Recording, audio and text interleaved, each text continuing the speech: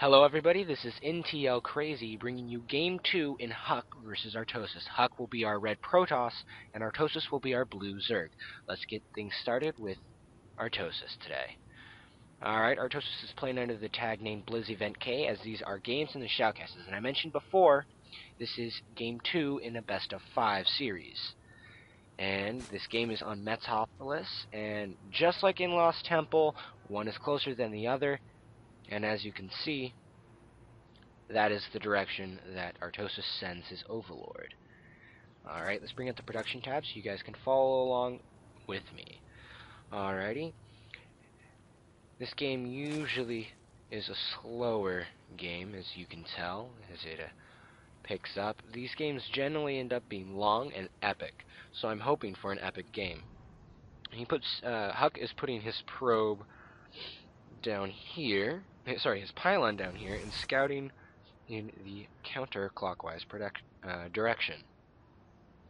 So you can see the little orange, the red circle around a unit means that unit is currently being selected by Huck, and a blue circle means it is currently being selected, such as that, by Artosis, or our friendly Zerg player. Artosis quickly realizing that Huck is not in the 9 o'clock position, so he will head up to the 12 o'clock position. Alrighty, we have a gateway going down and a spawning pool going down. almost exact timing, I believe. Let us find out. They both build in 65 units of time. Yes, they do. 18... Yeah, okay. The gateway went down earlier. That shouldn't be too much of a problem for Artosis, though, as it looks like he is going for the hatchery. Can he get it in time, or is it going to get blocked again? If you watched the game before, you will know how effective that block is. Or is he just going to go crazy and put down a hatchery somewhere else? I don't know. That would be very interesting if he does. A hidden hatchery could be very entertaining, to say the least. And is he going to do it? No, he's not. He's just scouting with that drone. It looks like he'll be able to get the hatchery down now, although he has wasted a few minerals on a queen and some zerglings. And oh, great micro by Huck, being able to hold him off. He is building up a zealot, a probe. He has his assimilator going down, as well as his cybernetics core. The zerglings are going to be able to come in and push him away. He's hopefully... Oh, great micro, and he places the pylon. Great job. That's going to delay it even more. Can he cancel it? Does not look like it was canceled. Looks like it was destroyed.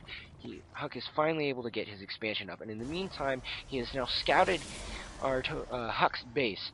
As he scouted Huck's base, he can see that there's going to be 2 gas. Let's see if he sees that. Oh, sorry about that. He does see that there's 2 gas. He sees that a pylon is going down. And can he get through? He uses the mining trick. For those information, if you tell the SCV to mine, he will go through units. That is a very useful thing to know when trying to get your unit through a blockade. A second gateway goes down. Since we have 2 gas, it does look like we're going to be teching instead of a early zealot push. He does have 2 zealots to hold this ramp, as Artosis is taking the Zelnaga watchtowers. Very nicely done, placing 1 zergling here, 1 zergling there. These watchtowers are very important because it covers the entire map, especially when they are on opposite spawning, a mirror spawn. Because when they are on a mirror spawn, it cuts off the entire thing, and he'll be able to see any ground forces and have a much earlier warning than if he hadn't done that. The spawning pool just goes up. He's bringing in metabolic boost. We have the warp gate coming in for Huck, another pylon, and a twilight cancel, which could either mean a couple things. He could be going high Templars, or he could be going for blink or zealot charge. We have 1 assimilator down for Artosis. The zergling speed is almost up. He has a zergling there to know when the push out comes. Is this going to be a push, or is this just going to be a replacement? No, this is just getting rid of that annoying, pesky zealot. As you can see, we have 2 spine crawlers going down. We are going into lair tech and a... Oh my goodness, ladies and gentlemen, we are going to see a Dark Templar. This will be interesting. Where is that? Let's see if we can find it. It is over here in the back of the base, furthest away.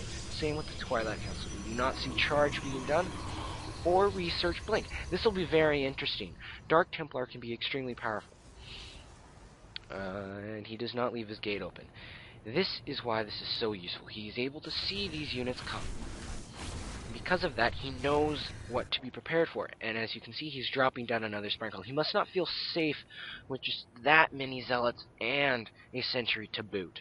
And I wouldn't either, especially if I was going against the mighty Huck.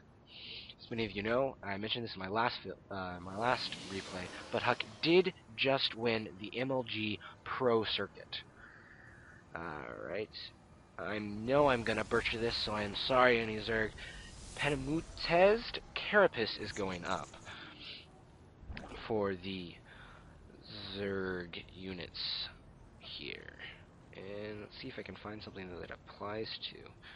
I have no idea what that applies to. I do apologize for that.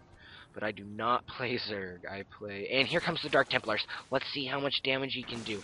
The Hydras are out as we speak. But the Dark Templars are coming in and doing tons of damage. They one-shot drones. I believe they one-shot drones. Let's find out here. How much damage do they do? They do 45 damage. So yes, they do one-shot drones. There's the other Dark Templar. He did pull out. Why did he pull out? Because there's an Overseer around, and the Hydras are pulling him out. So those Dark Templars were not as effective as they could have been. Let's go to the Losses tab, though. According to the Losses tab, Blue Artosis has lost more, so that could be considered effective, but I think a lot of those were just silly drone mistakes. Like I said, I'm not quite sure. The Dark Templar's causing some problems, and quickly it is dead. And as you can see, like I said, it quickly brings up, so I'm not sure that was that effective. Looking back at the production tab here, we've got one Overlord coming up to make sure he's not side-blacked, as Artosis is 55 over 68, picking up another hatchery. Let's see, was Huck able to see that? He was able to see that, though. So that is very important information, and Artosis does not know about this expansion for Huck, although I bet he can, just using his awesome game sense, I bet he knows. Maybe he has map packs. I'm kidding, everybody. He doesn't have map packs. Alright, we're spreading the creep wonderfully here. This is great, especially for Zerg, especially if you go Hydras, because Hydras are so slow off the creep.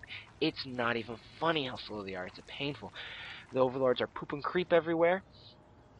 We do have an evolution chamber down and a roach horn. So are we gonna see roach hydras?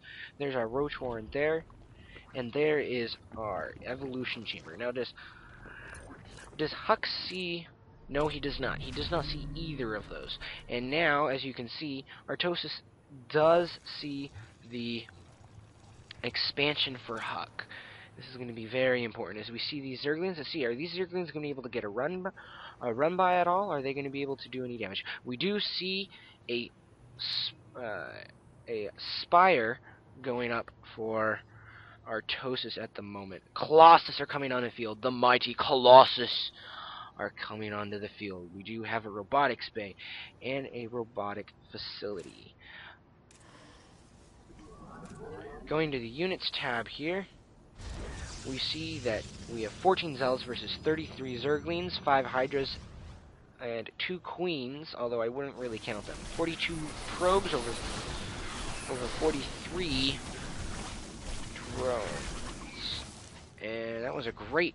Look at the force fields here, guys. See how he caves them in, and then he puts his Zealots right here? That's able to pin in the Zerglings, and he's able to kill them. Remember, Zealots 3-shot Zerglings, and Zerglings just plain... Zealot beats 2 Zerglings hand down. So if you have more Zealots, you're automatically going to win. And it's not even funny how bad Colossus are against them. Do we see the thermal...